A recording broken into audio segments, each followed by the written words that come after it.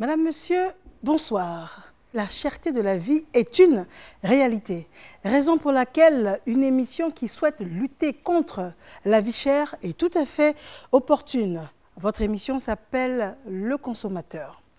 Et elle souhaite vous impliquer dans le processus de lutte contre la vie chère en vous expliquant les causes de fluctuations de prix, par exemple, en vous expliquant également les solutions envisagées, les solutions à votre portée, les solutions envisagées par le gouvernement. Nous construirons cette émission autour de vos préoccupations. Vous allez bientôt faire connaissance avec la famille Tola. La famille Tola représente moi, représente vous, nous représente en fait. Ils seront chargés de nous faire vivre des scènes de vie, des séquences. Et aujourd'hui, nous avons choisi de parler donc des produits chers en ce qui concerne le vivrier. La famille Tola, je vous laisse en compagnie et on se retrouve juste après.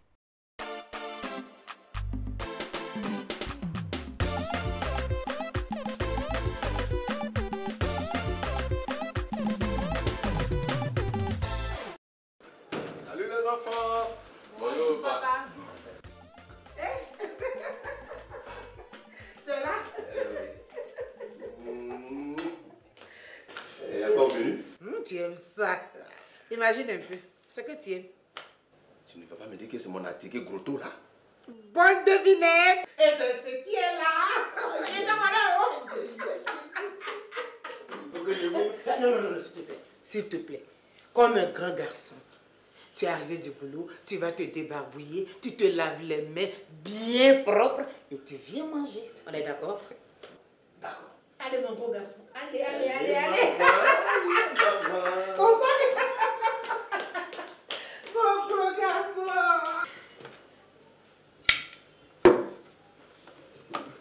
C'est quoi ça? Quoi? Quel est ce attiqué triste avec 2 morceaux de tomates alors que tu connais mon amour pour les condiments? Hein? Thomas, tu vois, si on te parle de ça, tu vas pas croire. Le marché est devenu cher. Le marché est cher, alors que vous êtes toujours là-bas. Dis plutôt que tu fais gérer sur mon argent. J'ai dit, il faut aller au marché. Tu vas voir là-bas avec toi-même tes propres yeux. Que je mets ma main dans ma poche comme ça et que j'enlève 2000 francs, 2000 pour nourrir 5 personnes.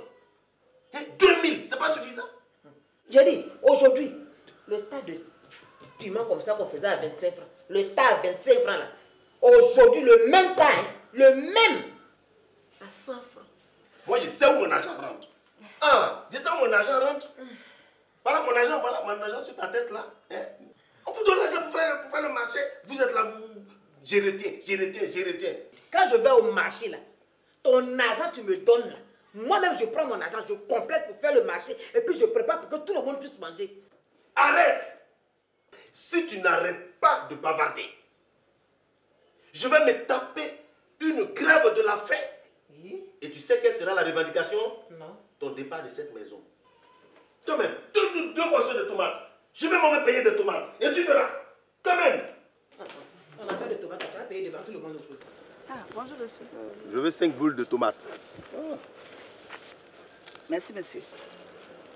Ouais, maman. Ça finit, monsieur. Ça fait 500 francs. Quoi? J'ai rêve ou quoi? Monsieur, quand c'est la période des aubergines, il y en a beaucoup sur le marché.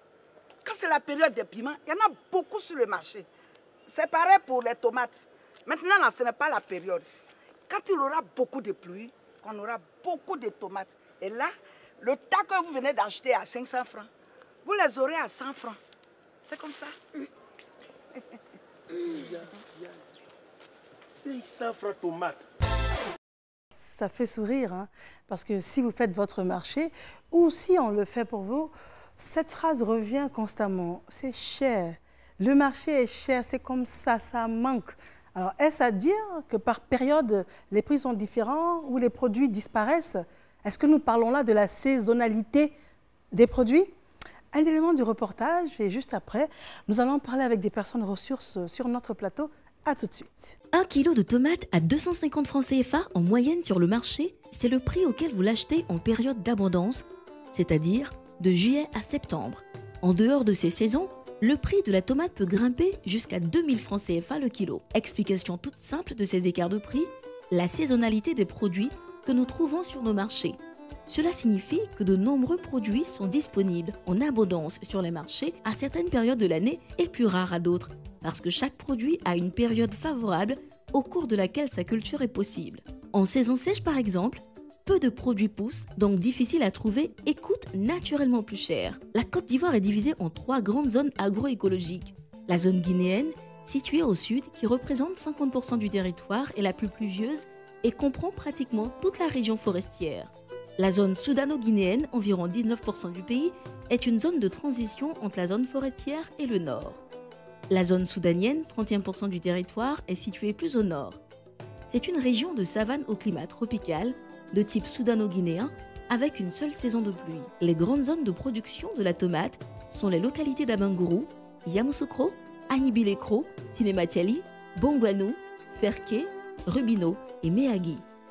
Tout comme la tomate, de nombreux produits obéissent au rythme des saisons. C'est le cas de l'aubergine que l'on ne trouve en abondance que de juillet à octobre. Le gombo, disponible en janvier, en juillet puis en novembre et décembre. L'oignon rouge, en mars puis de septembre à décembre. Le maïs, d'août à décembre. On peut également citer dans ces cas l'igname ponant, le manioc et la banane plantain. Pour consommer malin, il faut savoir qu'un fruit ou un légume de saison ne demande pas d'entretien très important, notamment en biostimulant pour compenser un manque de soleil ou de chaleur. Les fruits et légumes récoltés à maturité en pleine saison sont beaucoup plus riches en vitamines et minéraux que ceux cultivés hors saison. Et cerise sur le gâteau, les produits de saison ont nettement meilleur goût. Vous voilà donc avertis. Alors, consommer malin, ça me rappelle la rubrique animée par Fatim Camara. Miss Trucs et Astuces, bonsoir. Bonsoir Mariam. Alors, beaucoup de bonnes idées pour consommer malin? Énormément. Vous allez avoir le temps de le découvrir tout à l'heure. Je reçois à présent sur mon plateau Madame Golé-Louirier-Yvonne. Madame, bonsoir. Bonsoir, Myriam. Vous êtes présidente du marché Gouro d'Adjamé. En effet. Vous avez pris la relève de votre mère, Madame Zamblé-Lou Madeleine, dont nous saluons la mémoire ce soir, qui est une légende dans le monde du vivrier. Merci d'être là. Merci à vous aussi. Monsieur Adou Bernard, monsieur, bonsoir. Bonsoir, madame. Vous êtes directeur de l'OCPV, qui est l'Office d'aide à la commercialisation des produits vivriers. C'est cela. Notre préoccupation principale, celle du consommateur. Alors, ces personnes ressources vont réagir à des préoccupations, à des inquiétudes, à des propos de nos consommateurs. C'est parti. Vraiment, on ne comprend plus rien au niveau des prix.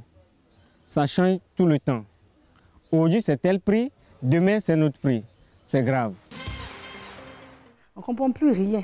C'est grave. Qu'est-ce que vous avez à me dire? Au niveau de l'ECPV, l'une de nos missions, c'est de collecter l'information sur le prix des denrées agricoles sur les marchés. Effectivement, au regard des données que nous collectons, nous constatons que les prix varient. Mais cette variation n'est pas significative dans la semaine ou même dans le mois. Donc, en période de sécheresse, où la production est effectivement difficile, vous pouvez constater que les prix grimpent jusqu'à atteindre 2000 francs. Mais ce que je veux ajouter, c'est que notre agriculture, quoi qu'on dise, reste encore traditionnelle. Elle dépend des aléas climatiques. Et dans notre pays, vous avez 4 saisons de pluie au sud et 2 saisons au nord. Je veux dire, au sud, vous avez 2 saisons de pluie, une grande saison et une petite. Vous avez également 2 saisons sèches, une grande et une petite. Au nord, vous avez une grande saison sèche et une grande saison pluvieuse. Que vous soyez au sud ou que vous soyez au nord, les pluies commencent à s'installer à partir de la mi-mars. Et donc, c'est à partir de cette période que les planteurs mettent en place les spéculations.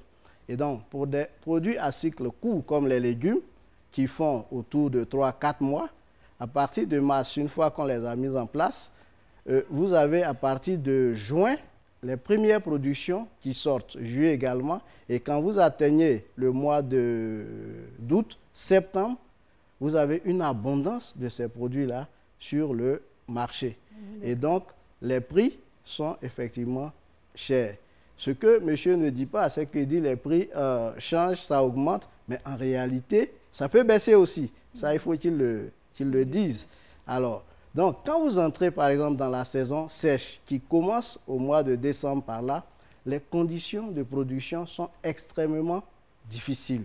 Alors, c'est de petits producteurs assez courageux qui s'installent au bord des cours d'eau, dans des bas-fonds, et qui font sur de petites parcelles. Parce que durant cette période, il faut arroser. Et l'arrosage se fait à la main. Le travail devient pénible. Et donc, la production qui sort n'est pas abondante. Il y a juste une petite production qui est sur le marché de décembre jusqu'en mai par là. Et en ce moment-là, les prix des denrées grimpent. Voilà ce qui explique un peu la cherté des prix sur le marché. D'accord, très bien. Madame Goulet, vous partagez son point de vue? Oui, je partage totalement son point de vue. Ce que le consommateur mécanicien doit comprendre, c'est qu'il faut se situer dans 2 saisons. De janvier à juin, c'est la sécheresse dans notre pays, tout le monde le sait. C'est la période de basse saison. Il y a pénurie sur les marchés et c'est là qu'il y a variation des prix qui vont de 200 francs voire à 2000 francs selon les denrées. Et aussi, il y a une autre saison de juillet, c'est-à-dire à partir de fin juillet, de août à octobre, il y a abondance sur les marchés. Donc là aussi, les prix baissent. Donc on se situe dans 2 situations. Mais ce n'est pas tous les produits, hein? C'est certains produits. Non, en fait, en général, c'est-à-dire 90% des produits sortent en même temps, que ce soit l'igname, que ce soit la banane, que ce soit le riz, tout commence à partir du mois d'août. Maintenant, ce qui concerne les maraîchers, compte tenu de l'urbanisation d'Abidjan, tout le monde sait que la salade, les autres légumes, les navets, les courgettes sont produits dans les zones périurbaines d'Abidjan. Et c'est ça qui explique que les produits sont moins chers sur le marché parce que c'est des produits qui n'ont pas de grandes racines, on ne peut pas les produire à longue distance. Maintenant, compte tenu de l'urbanisation, on est obligé de s'éloigner et les produire encore un peu plus loin. Et du coup, vous voyez, ça augmente le coût de revient. C'est ça aussi qui explique que ces produits coûtent cher sur le marché. D'accord. Madame Brou est notre intervenant suivant. Et vous le savez, cette émission est articulée essentiellement autour du consommateur. Et nous écoutons sa préoccupation. Je n'arrive plus à faire correctement mon marché. Ma popote me coûte cher et ça ne fait qu'augmenter. Je dépense trop. Elle dépense trop. Monsieur Adou, en dehors de la saisonnalité des produits, est-ce qu'il y a d'autres facteurs qui pourraient rentrer en ligne de compte et justifier justement ces variations de prix? Effectivement, beaucoup d'autres facteurs peuvent expliquer la variation des prix. Toujours en nous basant sur les relevés de prix que nous faisons, par exemple, entre 2010 et 2016, nous avons observé une variation des prix des denrées sur le marché de l'ordre de 20% par là, en dehors du riz de grande consommation. Et les facteurs qui expliquent donc cette hausse des prix, la première raison, c'est la main-d'œuvre qui est devenue une denrée rare. Donc ceux qui n'ont pas appris à travailler la terre, quand ils viennent, ils ne peuvent pas utiliser les techniques que nos parents ont utilisées par le passé. Donc ils s'orientent vers des activités qu'ils trouvent un peu moins faciles. Ils vont être des seigneurs dans le domaine de l'EVA. Ils vont également ramasser l'anacade parce que là-bas, ça paye mieux. D'autres même vont dans d'autres secteurs tels que l'orpaillage. Et c'est là-bas, trouvent que c'est moins facile et ils gagnent beaucoup plus d'argent. Donc, à côté de la main-d'œuvre, il y a le foncier. Aujourd'hui, la terre a pris de la valeur. Par le passé, lorsque vous demandez une portion de terre pour faire des cultures vivrières, on vous la cédait gracieusement. Mais maintenant, ce n'est plus le cas. Quand vous demandez une portion de terre, non seulement les terres qui sont aux alentours des villages ont tous été occupées, on vous donne des terres qui sont donc très éloignées du village et difficilement accessibles. Et donc, vous devrez en plus payer un loyer pour ces terres. À côté de ça, elle a dit tout à l'heure la question du transport. Les circuits de distribution des produits. Notre production, comme je l'ai dit, elle est atomisée. C'est de petits producteurs. Donc, il faut passer de parcelle en parcelle pour collecter la production. Et pour tout ça, vous mobilisez un camion. Vous devrez payer pour ça. Le collecteur, lorsqu'il a collecté au niveau du village, il va le vendre à un grossiste rural. Le grossiste rural, lui, va le vendre au grossiste urbain. Le grossiste urbain, lui, il va le vendre au demi-grossiste. Le demi-grossiste, à son tour, vend au détaillant et c'est le détaillant qui vend au consommateur. Donc, chaque intermédiaire ajoute sa marge. Et c'est ce qui explique que les prix sont chers sur le marché. Donc, c'est la chaîne je veux dire, de distribution qui augmente donc le prix des produits. Est-ce que je peux ajouter? D'accord. Madame Golé, vous êtes présidente du marché Gouro. C'est un marché impressionnant, oui, ici en Côte d'Ivoire. Oui. Donc vous êtes en amont, justement, c'est-à-dire à la production. Oui. Vous êtes également grossiste. Oui. Donc le cheminement dont a parlé M. Adou, c'est exactement ce qui se passe? Oui, effectivement, ce qu'il dit, c'est vrai.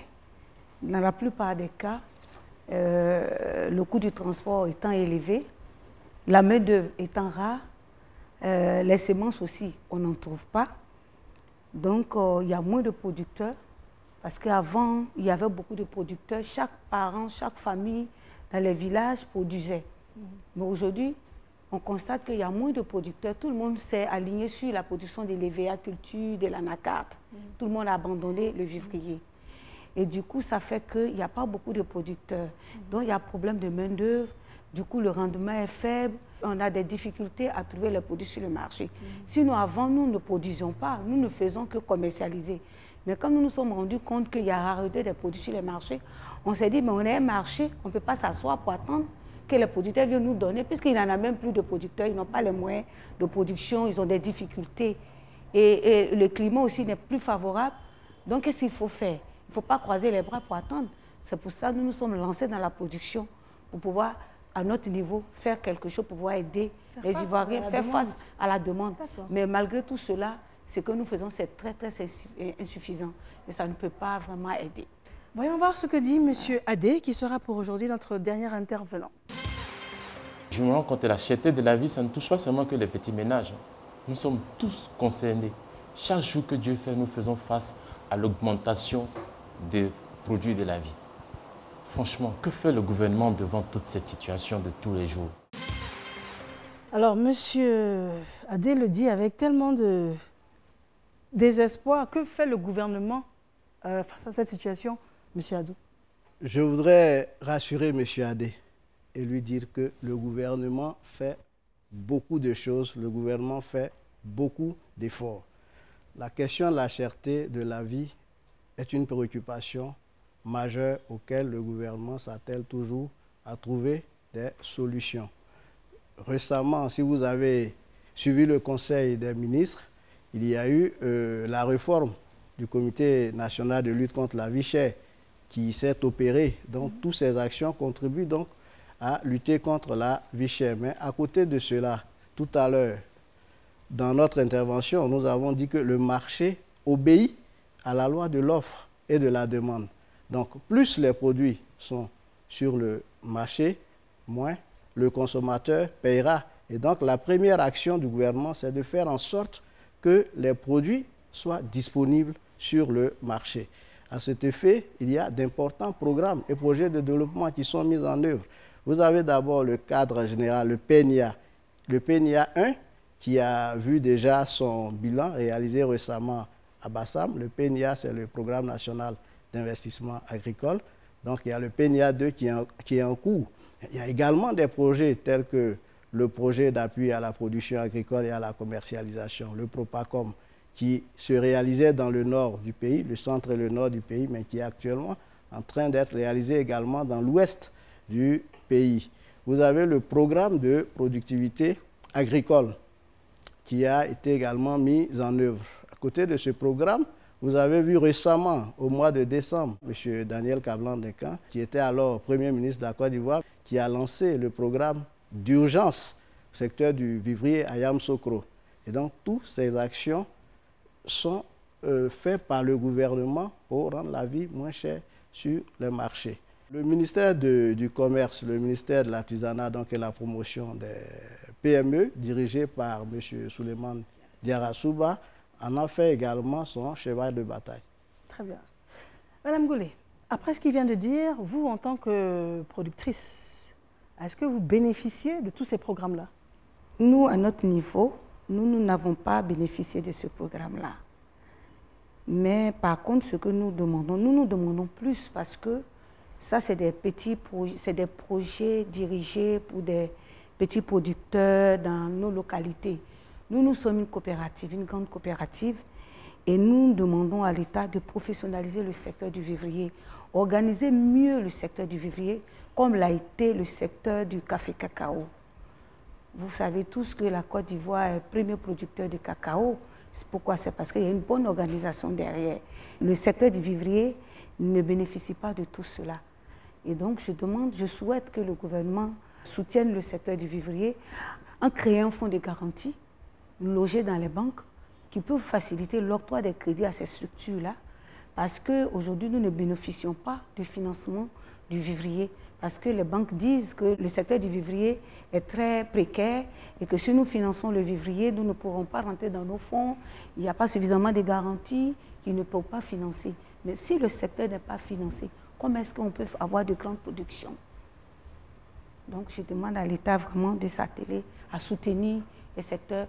Il faut que le vivrier soit de l'informel. Donc le problème il est sérieux. Il faut qu'on prenne cela à bras le corps pour pouvoir vraiment aider le secteur. Très bien. Madame, monsieur, merci pour vos différentes contributions. Le moment est arrivé pour nous de discuter avec Fatim, notre Miss Trucs et Astuces. Fatim Camara, bonsoir. Oui, Mariem, bienvenue dans Consommer Malin. C'est vraiment la rubrique pour vous permettre de consommer moins cher et de faire de belles économies. Et aujourd'hui, on va donc vous donner des astuces pratiques pour vous permettre d'économiser. Alors, la première astuce, déjà, on l'avait dit et on l'a répété tout au long de cette émission, c'est de privilégier les produits de saison.